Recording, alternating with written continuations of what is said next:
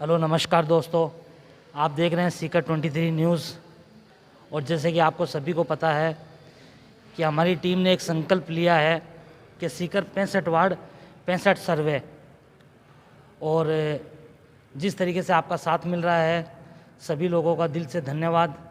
और आज हम ऐसी सीकर की हस्ती के पास में आए हैं जो आप किसी से भी तारुफ कराने के मोहताज नहीं है, परिचय देने का मोहताज नहीं है। और इनसे जानेंगे कि सीकर की क्या परेशानियां हैं, क्या समस्याएं हैं। और आज हमारे साथ में सीकर की एक बड़ी हस्ती मौजूद है, पूर्व विधायक श्री रतन लाल जी जलधारी। उनसे जानेंगे कि उनके विचार क्या है सीकर के लिए और क्या कहना चाहते हैं वो सीकर की स्थिति के लिए। तो रतन जी जलधारी, आपका बहुत बहुत स्वागत है हमारे न्यूज़ चैनल में। नमस्कार, मैं पूर्व एमएलए रतन जलधारी। राजस्थान की कांग्रेस सरकार ने निर्णय किया है कि 12 तारीख को राष्ट्रीय मुद्दों को लेकर के और जयपुर के अंदर एक बहुत बड़ी विशाल रैली का रूप करने वाले हैं। ये समय को देखते हुए इतनी बड़ी रैली करना ये जनता के लिए, स्वास्थ्य के लिए बहुत ही खराब है। ये 1,00,000-1.5 लाख आदमी इकट्ठा करना चाहते हैं, वो हो या न हो, लेकिन इनकी जो सोच है वो आज के परिप्रेक्ष्य को देखते हुए बहुत ही गलत है। क्योंकि कोरोना के साथ साथ यह आज एक दूसरी बीमारी की लहर भी यहाँ आ रही है जो राजस्थान के अंदर भी प्रवेश कर चुकी है। जयपुर में भी इसके पेशेंट मिले हैं और सीकर के अंदर भी पेशेंट मिले हैं।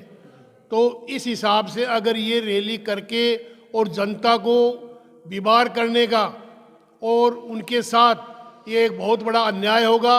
जनता तो वहाँ इकट्ठी हो जाएगी, लेकिन ये सरकार का काम है, उनको ऐसा काम नहीं करना चाहिए कि जिससे कि जनता किसी तरह से त्रस्त हो। और इसके साथ ही मैं ये कहना चाहता हूँ कि मुद्दे सिर्फ महंगाई के मुद्दे हैं और इनके पास पेट्रोल डीजल के लिए ये मुद्दा उठा रहे हैं। ये नहीं समझते हैं कि पेट्रोल और डीजल से आज सरकारें चलती हैं और इसी के आधार के ऊपर राजस्थान सरकार चलती है और उसी के आधार के ऊपर केंद्र सरकार चलती है। उनके इनसे ही खर्चे निकलते हैं। तो ये अगर इनको सस्ता करवाना है डीजल और पेट्रोल को, तो ये वेट कम कर दें। राजस्थान के अंदर वेट कम करेंगे तो निश्चित रूप से अपने आप रेट गिर जाएगी। केंद्र सरकार ने तो कम कर दिए, अब ये राजस्थान सरकार भी अगर पैसे कम करती है वेट के अंदर तो अपने आप रेट गिर जाएगी। आज हम देख रहे हैं कि हरियाणा के अंदर पेट्रोल और डीजल किस भाव है और राजस्थान के अंदर किस भाव है। यहाँ पर बिजली की दर इतनी महंगी है कि शायद इंडिया के अंदर कहीं भी ये रेट नहीं है। सबसे ज़्यादा महंगी रेट है वो राजस्थान के अंदर है। तो इसके लिए सरकार सोचे। अभी इन्होंने वेट के अंदर कुछ कम कर दिया और बिजली में 33% बढ़ा दिए, तो ये तो बात तो बराबर की बराबर है, इसमें कहीं भी कोई कमी नहीं की है। क्योंकि सरकारें चलती इनके पीछे है, तो इसलिए इनको ये महंगाई के विरोध के अंदर ये करने का काम ये रैली निकालने की ज़रूरत ही नहीं है। ये अगर वेट कम कर देंगे तो अपने आप डीजल और पेट्रोल कम हो जाएगा और सब जिन चीज़ों के अंदर भाव बढ़े हैं वो वापस अपने आप कम हो जाएंगे। तो मेरा तो यही कहना है कि राजस्थान सरकार के मुख्यमंत्री गहलोत जी को ये सद्बुद्धि दें जिससे कि ये रैली नहीं करवाएं। ये रैली करवाएंगे तो जनता के अंदर बहुत बड़ा नुकसान होगा। ये बीमारी ऐसी बीमारी है जो पिछले समय 2 साल से हम भुगत रहे हैं। 2 साल के अंदर कितने लोगों की जानें गई हैं ये किसी को पता है। ये न्यूज़ में भी पूरी बात नहीं आती है, रिकॉर्डेड भी पूरी बात नहीं होती है। बहुत सी मौतें हुई हैं और ये खतरनाक बीमारी की लहर आ रही है। उसके ऊपर अगर राजस्थान सरकार विचार नहीं करेगी तो एक बहुत बड़ा अन्याय होगा। सर, हम आपसे ये जानेंगे कि जैसे राजस्थान के अंदर, एक देश के अंदर एक नए वायरस ने दस्तक दी है जिसका नाम ओमिक्रॉन है। ओमिक्रॉन वायरस, जिसने देश में भी दस्तक दे दी है, राजस्थान में भी दे दी है, और कोई भी राजनीति पार्टियां या जो मौजूदा सरकार है वो कोई भी इन सब चीज़ों से बेखबर नहीं है। सबको पता है कि ओमिक्रॉन ने दस्तक दे दी है, और उसके कई पेशेंट जयपुर में भी मिले हैं, सीकर में भी मिले हैं। तो उसके बावजूद ये जो इतनी बड़ी जो एक सभा हो रही है, रैली हो रही है 12 दिसंबर को, उसके लिए आपके क्या विचार है? मतलब उसके लिए जो मौजूदा सरकार है उसको क्या करना चाहिए कि किस तरीके से ये जो नया वायरस आया है ये कंट्रोल हो और हम लोगों को एक साथ में इतनी बड़ी तादाद में लोगों को एकत्रित ना करें? ये जो नया वायरस ओमिक्रॉन जो आया है, इसने राजस्थान के अंदर भी, जयपुर के अंदर और सीकर के अंदर दस्तक दे दी है। तो इसके लिए राजस्थान सरकार को यही करना चाहिए कि इनको ये रैली नहीं निकालनी चाहिए। इस रैली से बहुत बड़ा नुकसान होने वाला है। कितने इसमें संक्रमित होंगे इसका पता नहीं है, कौन संक्रमित है, और वो उस भीड़ के अंदर जाएगा तो कितने आदमियों को संक्रमित करेगा इसका कुछ भी पता नहीं है। तो इसके लिए मैं तो ईश्वर से यही कामना करता हूँ कि गहलोत जी को सद्बुद्धि दे और वो इसको रैली को वापस निरस्त करे, जिससे कि जनता को इससे कुछ लाभ मिले। जैसे कि आप देख रहे हैं और आप सुन रहे हैं, ये जो है हमारे साथ में मौजूद आज, ये किसी भी परिचय के मोहताज नहीं है। सीकर से बहुत बड़े भारतीय जनता पार्टी के चेहरे हैं रतन जी जलधारी, और पूर्व विधायक भी रह चुके हैं सीकर से, और इन्होंने सीकर को बहुत ज़्यादा डेवलपमेंट किया है। और इनके खुद के पर्सनल ये विचार है कि किस तरीके से ये राजस्थान सरकार को और सीकर के मंत्रिमंडल को, सीकर के विधायक को, सबको बता रहे हैं कि इस तरीके से लोगों को एकत्रित ना किया जाए जिससे लोगों को संक्रमित होने का ख़तरा ज़्यादा बढ़ जाए। और सर से जानेंगे कि सीकर की मौजूदा हालात कैसे हैं, किस तरीके के मौजूदा हालात है, वो थोड़ा सर आप हमें बताइए कि सीकर के मौजूदा हालात किस प्रकार के हैं, किस तरीके के हैं। और उसके बाद में ये जो पिछले करीब 1 साल में जो कोरोना काल चला था उसके अंदर वैक्सीनेशन के क्या इंतज़ाम थे सीकर में या राजस्थान में, उसके लिए भी अपने विचार व्यक्त कीजिए। देखिए, जो मौजूदा हालात के अंदर सीकर की स्थिति बहुत ही दुर्दशा हो रही है। यहाँ ना तो कोई स्वास्थ्य के लिए, ना कोई शिक्षा के लिए, और ना ही कोई सड़कों के लिए किसी तरह का भी सरकार विचार नहीं कर रही है। सड़कों की आज 2 साल से इतनी दुर्दशा हो रही है कि चारों तरफ पूरा शहर खुदा हुआ है, चारों तरफ खड्डे ही खड्डे हो रहे हैं। और आज हमारे ईदगाह रोड जो सालासर स्टैंड से आगे तक जाती है, इस रोड को 2 साल से बंद कर रखा है, आवागमन ही बंद कर रखा है। जो भी काम था वो 1 महीने के अंदर हो सकता था, लेकिन उस काम को इस हिसाब से कर रहे हैं जैसे कीड़ी रेंगती है, उस हिसाब से ये काम कर रहे हैं। और पूरे शहर की सड़कें दीपावली के अंदर ठीक हुआ करती थी, लेकिन अब की बार वो भी नहीं हुई। कोई भी सड़क के ऊपर कोई नई सड़क नहीं बनाई गई, तो सड़कों की दशा खराब है। और इसके साथ साथ ही यहाँ की जो स्थिति है वो भी खराब है। यहाँ चाहे किसी भी दुष्कर्म का मामला हो, चाहे डकैती का मामला हो, चाहे लोगों को लूटने का काम हो, इस तरह के वारदात पुलिस प्रशासन द्वारा भी सही कंट्रोल नहीं किया जा रहा है। और उसके साथ ही ट्रैफिक की दशा जो आज इतनी बिगड़ी हुई है, ट्रैफिक कहीं भी सही नहीं है। ट्रैफिक को डाइवर्ट कभी किधर करते हैं, कभी किधर करते हैं। आज कलेक्ट्रेट के सामने से आवागमन बंद कर दिया है और उसकी पीछे की गली से उसको बाईपास निकाला है फतेहपुर रोड जाने के लिए। तो इसके लिए वो गली 10 फुट की गली है, उसमें भी दोनों तरफ चबूतरे बने हुए हैं।